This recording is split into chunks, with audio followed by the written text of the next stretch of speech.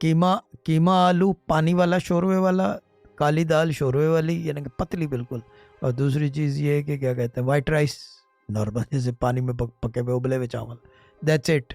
वो 3 चीज़ों मैंने रात को 2 दफ़ा दबा के खाई और आज भी खाऊंगा, भूख लग रही है बिकॉज आई लाइक चावल के साथ पतला शोरवा ना, तो ये चीज़ है कि मज़ा आता है। कल जी पता नहीं ये रमबाजी के कांटेक्ट हुआ नहीं हुआ या टुल्ला है उनका? जी शाह साहब, नहीं उनसे बात हो गई है। चलो ठीक है डन। खाने का देख लें, बोलना भाई जरा सोच समझ के लाना, ग्लूटेन का मसला है।